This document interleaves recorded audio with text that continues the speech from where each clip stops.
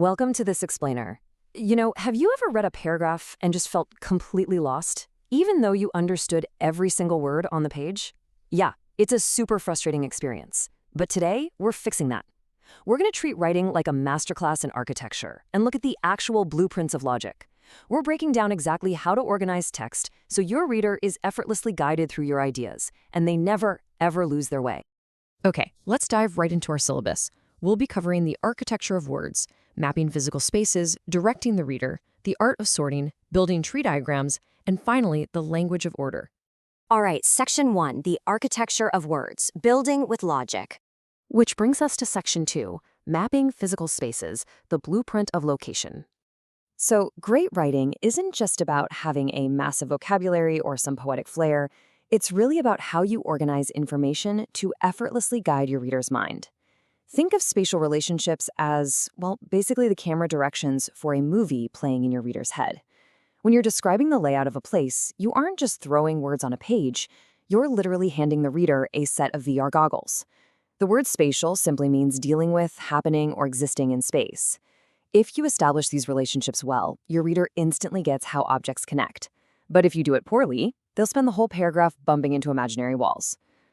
Now, take a look at the two main perspectives we can use when organizing a spatial description.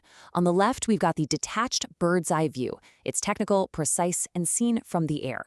Think of how a real estate developer outlines a new neighborhood or how a geographer maps out a valley. It's meant to be super detailed and objective. On the right, though, we have the pedestrian's view. This one is ground level, human, and deeply experiential, kind of like you're taking a walk right through the space yourself.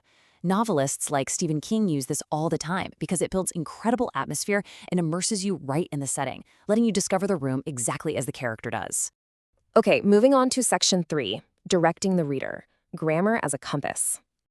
We know we need to guide our readers through a space, but how do we actually use grammar to steer them without completely losing their attention?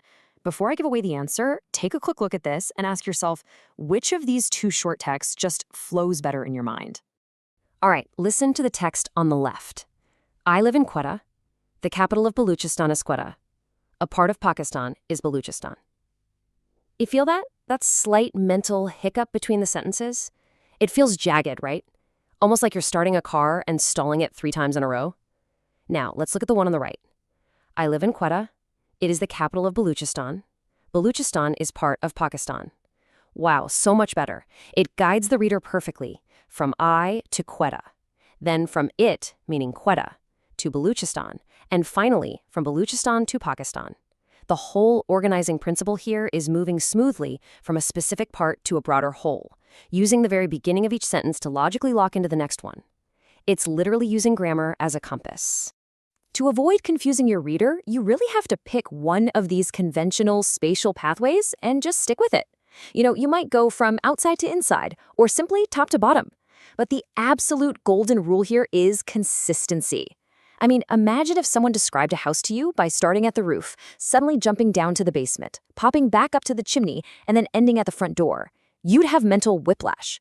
So whichever convention you choose to describe a place, use it throughout your entire description so your reader's mental map stays perfectly intact. That brings us to Section 4, the art of sorting, organizing abstract ideas. So we've successfully mapped physical places. Now let's scale things up and talk about organizing massive amounts of abstract data. Picture this.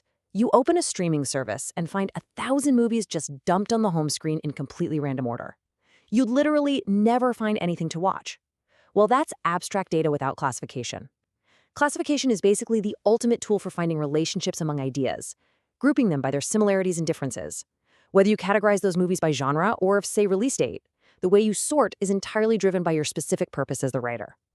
And notice how we can scale our classification based on our exact purpose. For example, a historian analyzing World War II is almost certainly going to classify events by time, scaling from oldest to newest to show a clear chain of cause and effect. But what about a CEO presenting quarterly earnings? They couldn't care less about chronological time. They're going to classify their data by importance, putting the absolute most critical financial factors right at the very top. The structural scale you choose gives an immediate logical pattern to your writing. For instance, look at how neatly we can categorize a massive, incredibly broad concept like education. We start with the general heading at the top, and we systematically break it down into 2 main branches, formal and informal. So we're classifying from the general down to the very specific. If we follow the formal branch, we divide it further into full-time studies, like school and university, and part-time studies, like evening classes. But if we swing over to the informal branch on the right, you'll see things like radio broadcasts and self-study. They're completely different limbs of the exact same tree, sorted so perfectly that you grasp the entire landscape of education in mere seconds. All right, section 5, building a tree diagram, visualizing categories. This specific visual convention is used constantly by scientists to map out complex data. Starting from the top trunk of this graphic, the broad general term fruits splits into 3 very distinct main branches: simple, aggregate, and multiple. Let's just let our eyes follow one path down. Under simple fruits, we diverge again into dehiscent and indehiscent. And finally, under indehiscent, we separate the dry almonds from the fleshy mangoes. It maps it out so logically. Honestly, who knew a dry almond and a juicy mango were such close botanical relatives, sitting right next to each other under that indehiscent branch? Similarly, addressing an envelope is a brilliant, everyday classification exercise that pretty much everyone takes for granted. It works logically from the absolute smallest unit, house number 41. From there, you literally zoom out. You zoom out from that single front door to the street, to the neighborhood, out to the city of Sialkot, wider to the province of Punjab, and finally zooming all the way out to the absolute largest unit, the country of Pakistan. It's a flawless, real-world example of organizing data on a consistent scale of size. Let's head into our final section, Section 6, the language of order, the math of grammar. We've seen the blueprints, but what are the actual grammatical tools we need to write these classifications out in our own paragraphs? This almost looks like the math of language.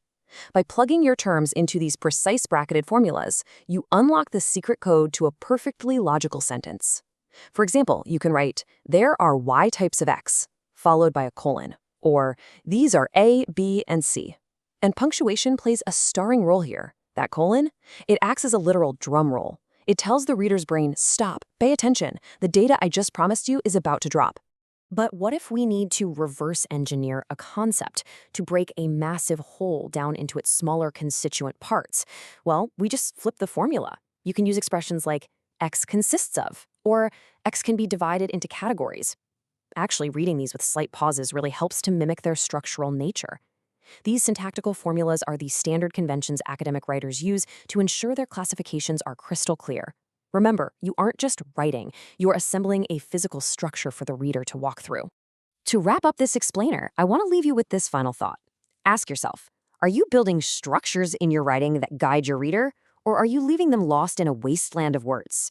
Whether you're describing a physical space from top to bottom or classifying abstract ideas from general to specific, remember that your ultimate goal is to purposefully shape the minds of your audience.